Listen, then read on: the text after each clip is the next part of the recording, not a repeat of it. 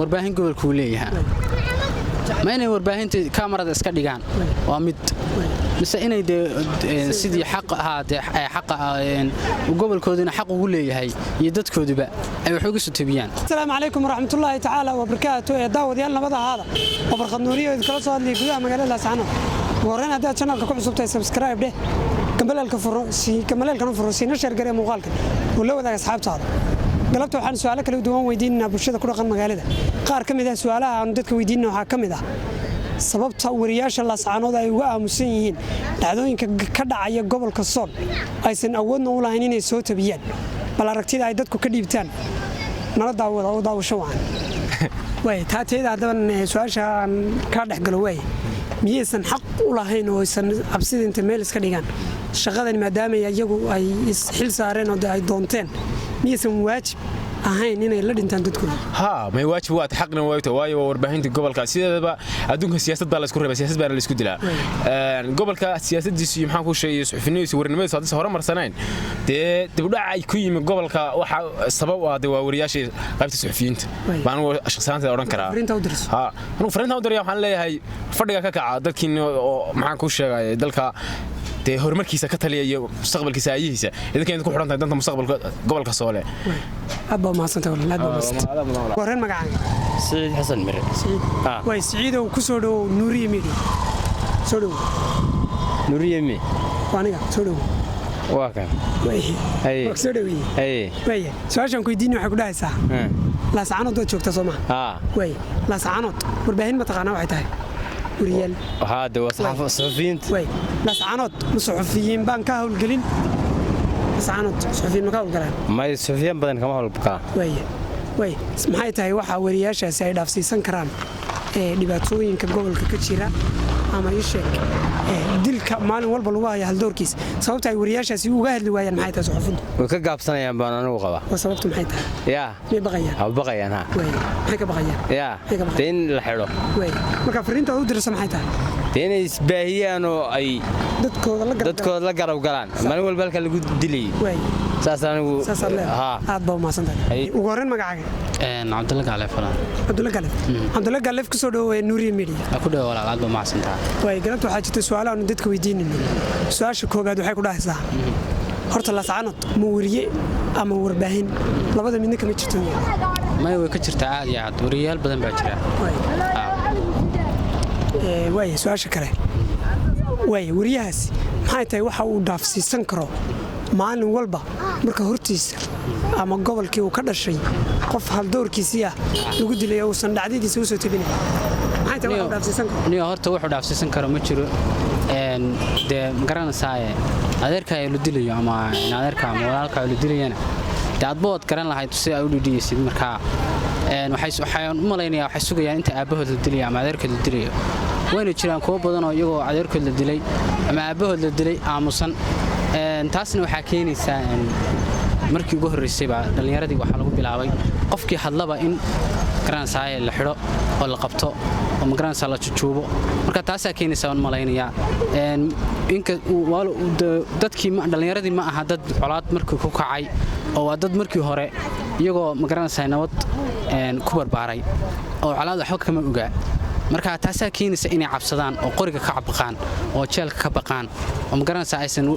ra'yigooda sheegan oo aysan oo dadkooda magaranaysaa fariinta aysan dadkooda la wadaagin oo waxa jira ay gobolkooda ka sheegin marka taasaa keenaysa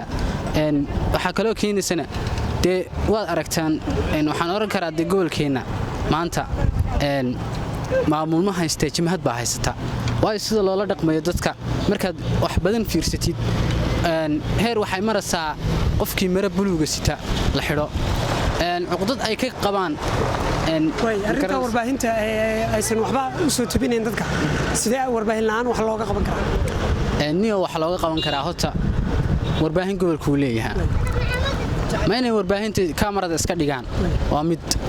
mise inay sidii xaq ahaatee xaq gobolkoodina xaq ugu leeyahay iyo dadkooduba ay wax uga soo tabiyaan niyo horta meesha hadda laga dagaalamo waa social media marka inay fahmaan oo saa u fahmaan baa la qaatay maadaama iyagii waxaan u dirayaa maadaama aad gacantii noo tihiin oo afkii noo tihiin maanta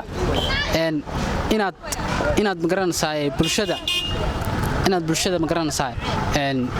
aad fariintooda u gudbisaan oo idin kala biqin wax walba idin gaadhana dee rag baa tiimaa ka soo kabanaysaan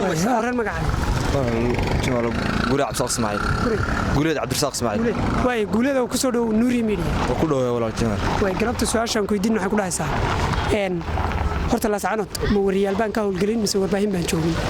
walaalow wariyaal iyo warbaahin way joogaan wayna ka howlgalaan waliba aad u xoog weyn wayna ka howlgalaan oo laakiin saameyntoodan la arag iyo waxqabadkooda way su'aasha kale maxay tahay wariyahaas waxa uu dhaafsiisan karo dhibaatooyinka dadkiisa lagu hayo ee maalin walba qof haldoorkiisa lagu dilay gobolka uusan isagu uga hadlin ama uusan u soo tibin dhacdooyinka ka dhacaya gobolka waxa lagu qiimeyn karaa su'aasha ay weydiisay waxa lagu qiimeyn karaa inuu qofku ka yar gaabsanayo xagga maamulka isoranayo inay caqabado ku geysan karaan briiska wariyan karana inuu dalkiisa ku dhaafsado iyo dhulkiisa iyo dadkiisaba la leeyahay inuu ku dhaafsado taasina sharaf dhac bay ku tahay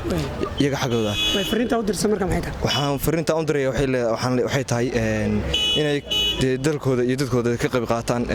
wixii dhacdooyin marka la soo tabiyo mana yaqiinsan karaan iyagoo ninkoodii iyo haldoorkoodii ama labeentooda lagu leynayo gobolka Sool taasaad iyaga sharaf dhac iyo karaamo darreentaba waxaan anigu fariinta u diray waxaan leeyahay fadhiga laga kaco warbaahinta kulli saameyn xoog badan oo ku leeyihiin gobolka waad joogtaan waad ka howlgashaan maamul yar oo qaran ku samaysan howlgelin aan leeyahay ma jira wariye u dhaqdhaqaaqa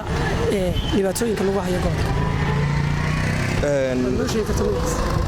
ma jirto hadeer ma jirto laakiin way howlgari karaan oo kuwan warbaahinta suxufiyiinta howlgari karaan laakiin wax qabadkii ma samayn karaan way sababtoo way yara gaabsanayaan iyagu xagga baqniin baa lagu samayn karaa oo maamulka ah iyaga dalka iyo dadkiina dahaw jabanaan ku leeyahay qof walba dalkiisa asaga horumarin kare fadhiga ka caawin leeyahay warbaahinta waran magacaygu waa Maxamed Saciid Baashi aan salaamayaa way ku soo dhow Nuri Media waan ku dhawahay galabta waxa jirta su'aalo kala duwan oo ku weydiino su'aasha koowaad waxa ku dhahaysaa horta la sacanod ma wariyaal baan ka jirin mise warbaahin baan ka jirin may way ka jirtaa warbaahin badan baa ka jirtaa way maxay tahay waxa wariyahaas uu dhaafsiisan karo dulmiga iyo dhibaatooyinka ka dhacaya gobolkiisa ama dadkiisa lagu hayo wuxuu soo tibineen xaqiiqooyinka gobolka ka jira waxa jirta horta dhibaatada gobolka jirta waxay tahay qofkii Facebook xitaa wax ku soo qora waa la xirayaa marka waa intaas abaan gooran magacaaga waxa la yiraahdaa Muxidiin Axmed Xasan Muxidiin oo ku soo dhaweeyay Nuri Media waan ku dhawaay aad iyo aad baan inagu mahadcelinayaa sida wanaagsan aad bulshada ugu haysaan maxay ahaydey waqtigiina ugu horeysaan aad iyo aad baan inagu mahadcelinayaa abaan maasantahay su'aashan ku weydiin waxa ku dhahaysaa horta la sacanod ma warbaahin baan ka jirin mise wariyaal baan ka howlgelin maya warbaahin way ka jirtaa balse laakiin ma maqashay maxay ahaydey cadaaba geera ay ka dahay saxaafadda gobolka jirtaa way baqdaa balse laakiin marka maxay ahaydey loo baahan yahay baa loo yeedhaa laakiin iyagu waxba ma bixin karaan su'aasha kale maxay tahay waxa wariyahaasi uu dhaafsiisan karo dhibaatooyinka ka jira gobolkiisa ama maalin walba qof haldoorkiisa ayaa loogu dilay gobolka uu ugu aamusan yahay waayo saan hore kugu sheegay baqdin baa laasacnoo taalla baqdin baa laasacnoo taalla waayo suxufigii isdhahaa ka hadal ama qofkii isdhahaa ka hadal wuu baqaa sababtu u baqayana ma garanayo anigu way fariintaad markaa iyaga u diraysa warbaahinta gobolka ka howlgashay maxay tahay fariintaan u diraya waxa weeye ka maxay ahaydey ka aniga cod ahaaneed waxa weeye waxaad tihiin saxaafaddii gobolka tihiin maxay ahaydey dadkii deegaanka u dhashayna waa tihiin